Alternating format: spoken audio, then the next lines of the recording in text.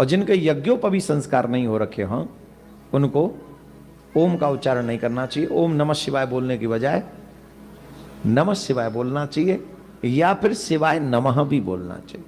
और दोनों तीनों का फल एक जैसा है, एकदम बराबर है। कोई ये ना समझे कम होगा कि ज्यादा, नहीं, तीनों का बराबर बराबर फल मिलता है। और जो मनुष्य नमः पीछे लगाकर जाप करता है, मंत्र में जितने भी अक्षर हैं उतने लाख अगर वो जप कर ले तो वो शिव पद प्राप्त कर सकता है। कितने अक्षर हैं? 5। और 5 लाख इस मंत्र का जाप करने में कितना टाइम लगेगा? 5 महीने भी नहीं लगने। छोटा मंत्र है, नमः शिवाय नमः शिवाय नमः शिवाय नमः शिवाय शिवाय नमः शिवाय नमः शिवाय। कोई भी एक मंत्र आप उठा लो और उसके 5 लाख जाप कर लो, आप शिव पद को सहज प्राप्त हो जाओगे। शिव पुराण में लिखा हुआ। और इतना तो आप कर ही सकते हैं। कोई भी मनुष्य बड़े से बड़े कार्य की सिद्धि चाहते हो तो उन लोगों को इन मंत्रों का आश्रय ले लेना चाहिए, सहारा ले। ये जितने भी बच्चे बैठे हैं यहां पर, listen to me, I promise you, कभी भी डिप्रेशन का शिकार नहीं होगे, कभी भी नहीं, चाहे कितने भी अकेले रहना। जबकि जितने अकेले रहोगे उतना ही इंजॉय करोगे। बस एक जिद कर लोगे, जब मैं अकेला आऊंगा तब मैं इस मंत्र का जाप करना शुरू कर दूंगा, वो भी रुद्राक्ष की माला पर, आसन पर बैठकर। फिर देखना चारों तरफ रिद्धियां सिद्धियां तुम्हारे घूमेंगी और तुम कहोगे कि मुझे सबके साथ नहीं रहना, मुझे अकेले ही रहना है। इतना अनुभव ये मंत्र आपको करा देंगे। क्या बात है, ताली भी नहीं बजा रहे?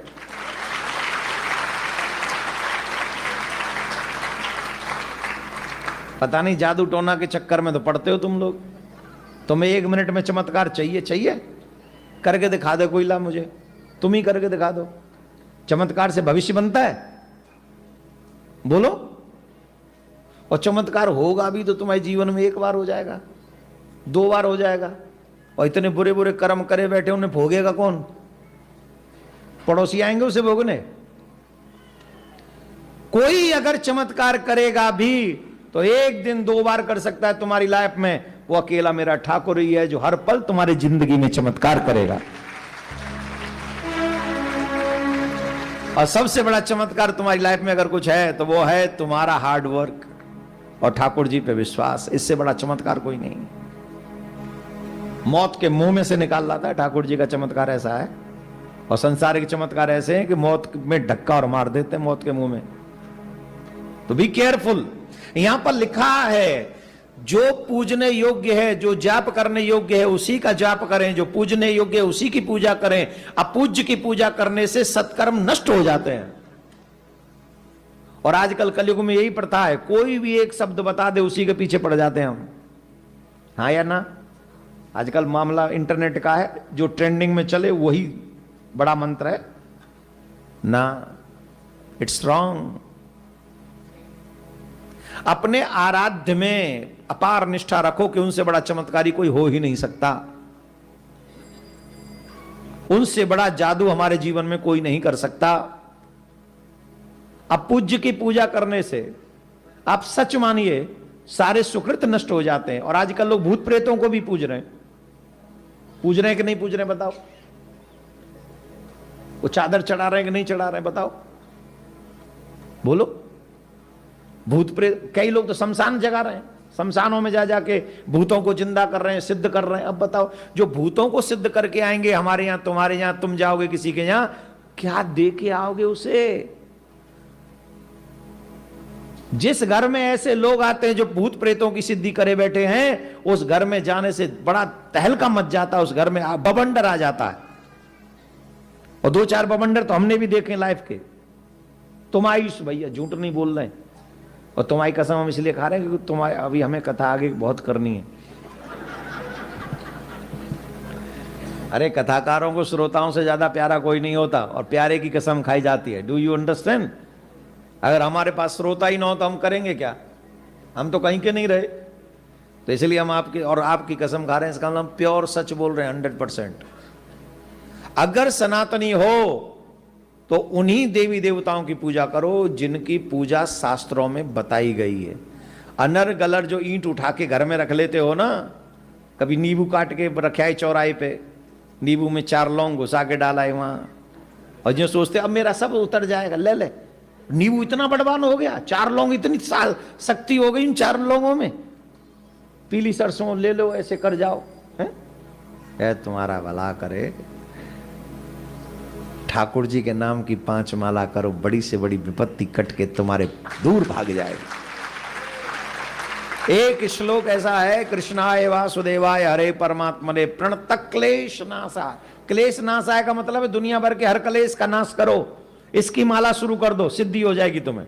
आसन पे बैठ के जल लेके संकल्प लेके इसी मंत्र को सिद्ध कर लो, फिर देखो तुम्हारे जीवन में क्या होता है, तुम खुद चमत्कारी बाबा हो जाओगे। एक अगली बार तुम्हारा मामला सेट करना पड़ेगा, हमें तुम्हारी गद्दी लगानी पड़ेगी, क्या हो जी तुम भी फूंको कचू, तुम बताने लग जाओगे सच्ची तुम्हारी।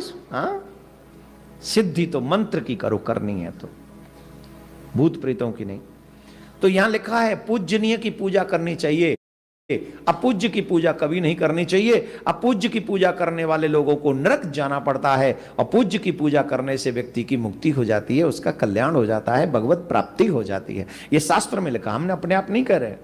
कोई हमसे कहे कि महाराज ऐसे ही लंबी लंबी छोड़ रहे हैं, छोड़ नहीं रहे, पुराण में लिखा है, बता देंगे हम, आ जाओ हमारे पास। राधे राधे बोलना पड़ेगा, जोर से बोलना पड़ेगा। देखो कितने धीरे बोल रहे, जो कोई बात भाई तुम्हारी, हम इतने दूर से आए। ये निर्णय कहां से होगा कि पूर्ण परमात्मा कौन है? जैसे आपके समक्ष श्री ब्रह्मा जी रजगुण, श्री विष्णु सतगुण, श्री शिव जी तमगुण, ये तो रिजेक्ट हो गई, ये गॉड नहीं है, ईश नहीं है, क्योंकि इन्हीं के इतिहास में लिखा है, इनके पिता ने बोला है, सदाशिव ने कह दिया। ठीक है, अब ये सदाशिव कौन है? ये कहता मेरा एक ओम अक्षर है। ओम अक्षर किसका है? ब्रह्म का। तो ये ब्रह्म ही सदाशिव रूप में प्रकट हो गया। जैसे गीता ज्ञान देते समय इसने अपना वास्तविक रूप दिखाया श्री कृष्ण से बाहर निकल के, और इतना लंबा चौड़ा ऊपर तेज बहुत घना इसके शरीर में, और इसके भयंकर रूप को देखकर अर्जुन जैसा योद्धा भी कांप रहा है और कह रहा है कि भगवान आप तो देवताओं को भी खा रहे हो, सिद्धों की सिद्ध भी आपके, ऋषि भी आपके सामने मंगल कामना कर रहे हैं, आप किसी को नहीं बख्श रहे हैं।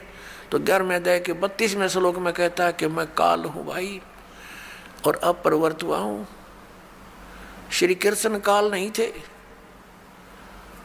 श्री कृष्ण जी ने पहले कभी अपने आप को काल नहीं कहा, बाद में कभी उसने काल नहीं कहा, और उनके पास आकर के सब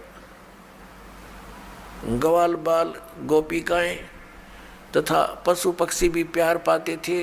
तो श्री कृष्ण काल नहीं थे, ये काल था श्री कृष्ण यानी विष्णु जी के पिताजी, जो इनको भी यहाँ अज्ञान से परिपूर्ण करके रोके हुए हैं। अपनात्मा उस कौन से परमात्मा की हम भक्ति करें, इसका निर्णय हमारे सदग्रंथों में। सदग्रंथ आपको बता दिया, ये 5 वेद, और इन 4 वेदों का निष्कर्ष संक्षेप श्रीमद् भगवत गीता में इस ब्रह्म ने ही बोला है, जो अभी विष्णु और ब्रह्मा जी को कह रहा था कि तुम ईश नहीं हो, तुमने अपने आप को ईश मानकर, कर्ता मानकर बहुत भारी गलती की है, बड़ा अचरज किया है, असंभव बात की है तुमने, कही है तुमने। तो ये भगवान नहीं है, ये तो क्लियर हो गया।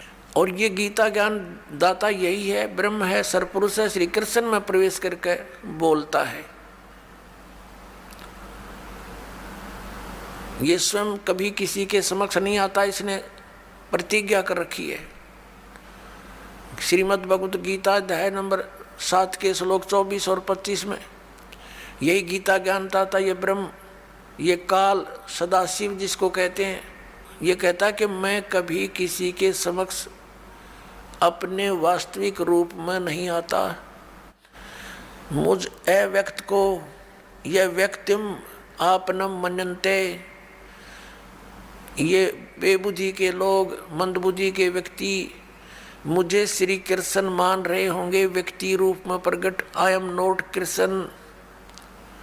मैं अपनी योग माया से छुपा रहता हूँ, मैं कभी किसी के समक्ष नहीं आता। ये मेरा अनुत्तम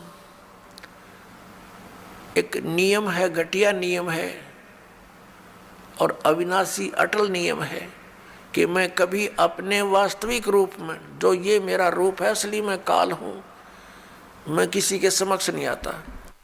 तो ये कहता है कि मुझे ये कृष्ण मान रहे हैं, मैं कृष्ण नहीं, मैं गुप्त अपने कार्य जो करता हूँ, मेरे कर्म और जन्म अलौकिक हैं। श्रीमद् भगवद गीता अध्याय नंबर 4 के श्लोक नंबर 5 और 9 में इसने स्पष्ट किया है। इसके जन्म और कर्म अलौकिक कैसे हैं, ये अभी आने वाले समय में आपको बताएंगे।